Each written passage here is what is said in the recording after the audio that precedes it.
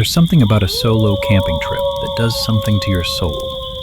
Not the Instagram version of camping, where you set up a perfect tent next to a glassy lake and spend 20 minutes getting the right angle for your photo before packing up and driving home. No, real solo camping. The kind where you drive 4 hours into national forest land, park your car at a trailhead, strap 40 pounds to your back, and just walk. Walk until the sound of the highway disappears completely. Walk until the only noise left is the wind moving through the trees and the sound of your own boots on the dirt. That kind of camping. That's what Marcus had been doing every August for the past 6 years. Marcus was 34.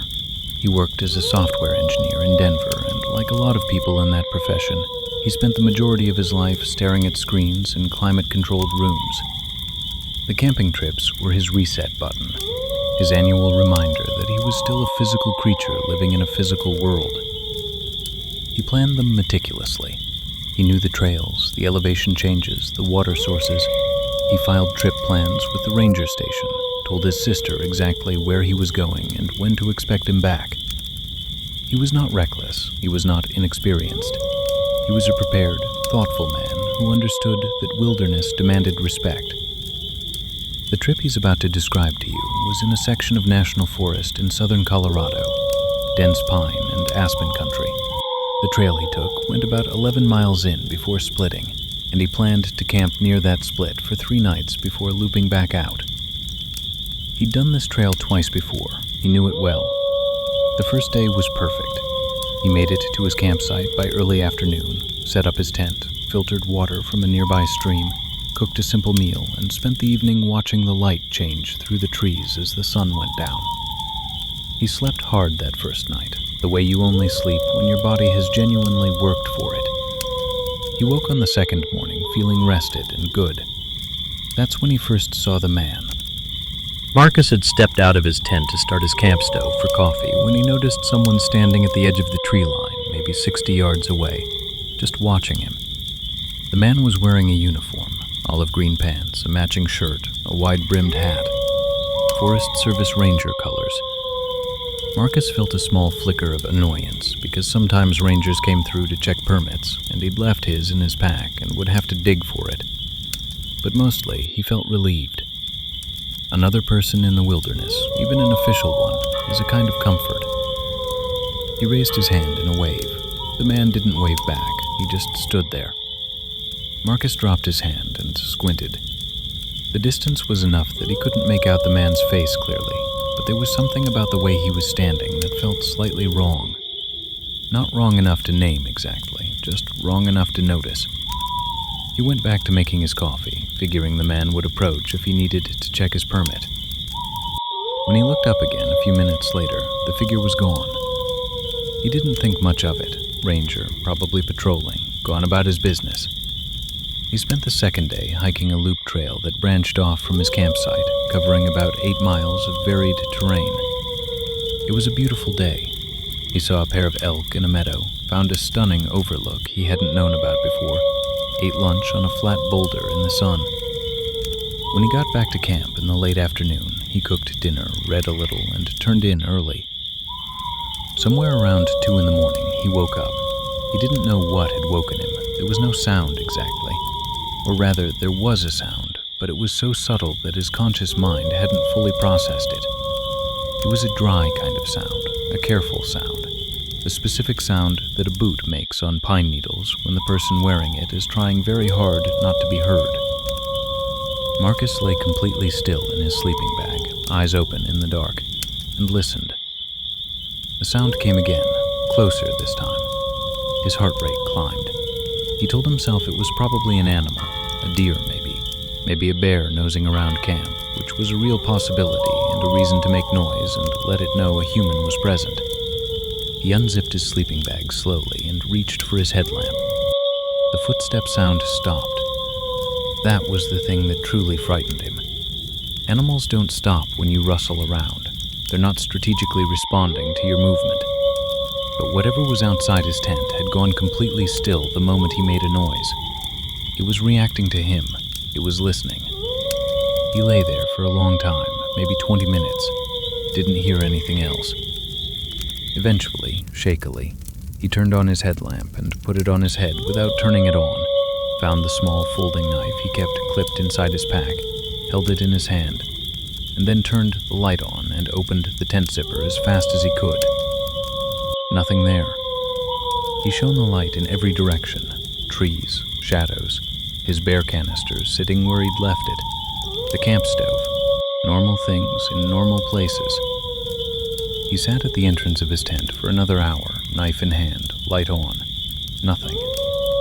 Eventually, exhaustion won, and he slept, though not well. In the morning, he walked the perimeter of his campsite, and that's when he found them. Boot prints, men's boots, large, at least a size 12.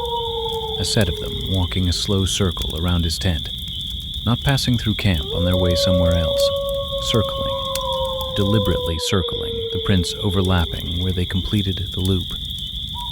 Marcus packed up camp that morning. He'd planned to stay a third night, but something deeper than rational thought was telling him very clearly that it was time to go. He loaded his pack, broke down his tent, scattered his fire ring, and started walking back toward the trailhead. He was about 3 miles down the trail when he came around a bend and almost walked directly into the man in the green uniform. He was standing right in the middle of the trail, like he'd been waiting there. Up close, Marcus could see him clearly now. He was somewhere between 50 and 60 years old, heavy-set, thick-necked, with a rough, weathered face and pale gray eyes that had a flat, assessing quality to them, like the eyes of something that was deciding whether you were worth pursuing. He was wearing the olive-green uniform Marcus had seen the day before, but no badge. Marcus had dealt with actual Forest Service rangers before. They always wore their badge prominently on their chest and usually carried identification. This man's uniform shirt had an empty space where a badge should have been. There was a small mark in the fabric, a slight discoloration where something might have been pinned a long time ago but wasn't anymore. "Morning," the man said. His voice was flat and had no particular warmth in it. "Morning," Marcus said back, and even as he said it, he was scanning. Was the man blocking the trail intentionally? Was there room to go around him? Where were the man's hands? One was visible at his side, the other was slightly behind him. "You camping out here?" the man asked. "Was," Marcus said. "Heading out." "Heading out," the man repeated. And something in the way he said it, not confirming, not questioning, just repeating, like he was storing the information, made Marcus's skin tighten. "You with the Forest Service?" Marcus asked, keeping his voice completely casual, keeping his eyes on both of the man's hands. A pause that lasted just slightly too long. "Yep," the man said. "Which district?" Marcus asked. He'd studied the maps. He knew which ranger district covered this trail. He also knew that if this man was legitimate, he'd answer without any hesitation whatsoever because it would be basic information he'd know the way he knew his own name. Another long pause. "Rio Grande," the man said. That was the wrong district. Marcus smiled and said, "Good to know someone's out here keeping an eye on things," and kept walking. He gave the man a wide berth on the side of the trail, making sure to keep his eyes on him the entire time he passed, and the man turned to track him as he went by, pivoting slowly like a weather vane. Marcus did not run. He walked. He walked with every cell in his body screaming at him to run. He kept his pace even and steady for the first 100 yards, and then when a bend in the trail took him around a corner and out of the man's direct sight line, he moved. Not running, but very close to it, covering ground as fast as he could while staying quiet.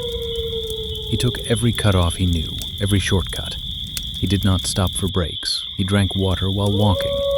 He covered 3 miles in a little under 50 minutes. When he reached the trailhead parking lot, his car was still there, alone in the lot. He got in, locked the doors, started the engine, and drove. He pulled over about 10 miles down the road and sat there for a moment with his hands shaking on the steering wheel, and then he called the actual Forest Service district office. He described the man, described the uniform, described the encounter. The person on the other end of the line said they had no rangers assigned to that area that week. None at all. They took the report seriously. They also told him that this wasn't the first time someone had reported a man in a partial uniform in that particular section of forest. There had been 2 other reports in the past 18 months. One of those reports had come from a solo female hiker who'd told rangers that a man matching that description had followed her for nearly 2 miles before she managed to lose him by cutting across country and hiding in a ravine. The man in the fake ranger uniform was never positively identified. As far as Marcus knows, he's still out there. He still camps, but he never camps alone anymore. What saved Marcus was something simple and ancient. He listened to the feeling, not the logical part of his brain that was looking for reasonable explanations. The older, quieter part that was just saying, go, leave, now. Most people who end up in danger stay in danger because they're afraid of seeming rude or overly cautious. Marcus made himself a promise that morning with his boots still covered in trail dust. He would never, ever negotiate with that instinct again. Thank you for listening. If you like this story, please consider like, comment, and subscribe the channel.